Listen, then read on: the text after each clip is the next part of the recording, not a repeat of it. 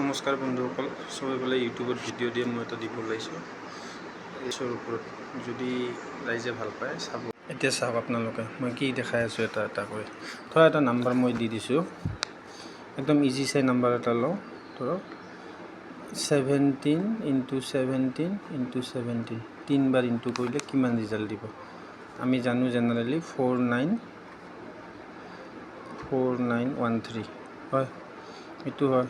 তো এইটোতো আমাৰ এনে ষ্টুডেণ্টক বাচ্চাবিলাকক দিলে 17 7 × 289, তাৰপিছত আকৌ 17 কৰি পালে 4913।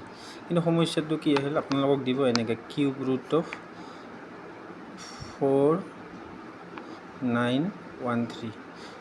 আমাৰ এক্সামততো ইমান সময় নাথাকে, কেনেকৈ কিউব ৰুট ওলাম, বহুতৰে মূৰটো নষ্ট হৈ যায়।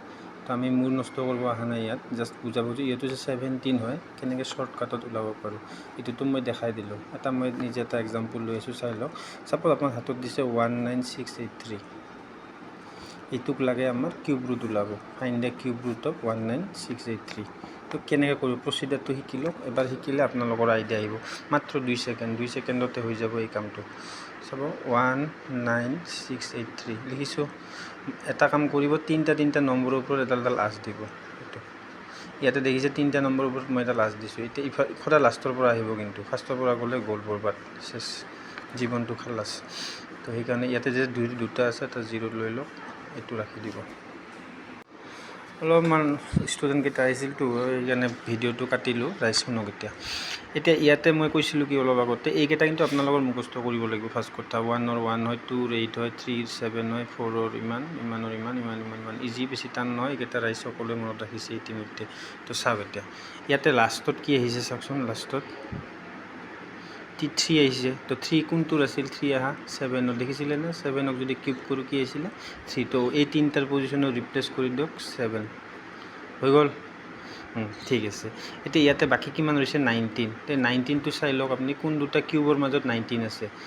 1ৰ 1 হয়, 2ৰ আছিল 8, সেইদৰে 3ৰ কিউব আছিল 27। তো 8 আৰু 27ৰ মাজত ক'ৰবাত 19টো আছে, জানে হয়।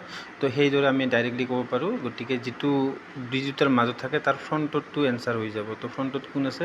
2, তো 27 হৈ গ'ল। একদম ইজি নে? টান লাগিছে নেকি ৰাইজ? টান একো নহয়। আৰু এটা মই দেখাই আছোঁ, চাওক 97336। তো 3টাৰ ওপৰত বাৰ দিলে ইয়াতে নাই, যিহেতু 0 এটা লিখিলে লিখিব, নিলিখিলেও কথা নাই। লিখিলে বা আগত লিখা পিছত একো কাম নাই, জানে। আগত যিমানে 0 নিদিওঁ সদায় মিনিংলেছ। ইয়াতে 6 আছে, গতিকে 6 কাৰ পাইছিলোঁ? 6ৰ লগে লগে লিখি দিয়ক। 97 কোন দুটাৰ মাজত আছে? এইটো চাওক 64, এইটো 125, গতিকে ইয়াৰ মাজত ক'ৰবাত 97 আছে, গতিকে 4। কাম শেষ। Any problem? No' problem. যদি প্ৰব্লেম নাই তেতিয়াহ'লে মোৰ ভিডিঅ'টো চাই অলপ কি কয় ক'ব। অলপ মোৰ কথা কোৱাবিলাক ঠিক নহ'ব পাৰে ৰাইজ, কিন্তু চাই ল'ব আৰু যদি বেয়া পালেও কমেণ্ট কৰিব আৰু।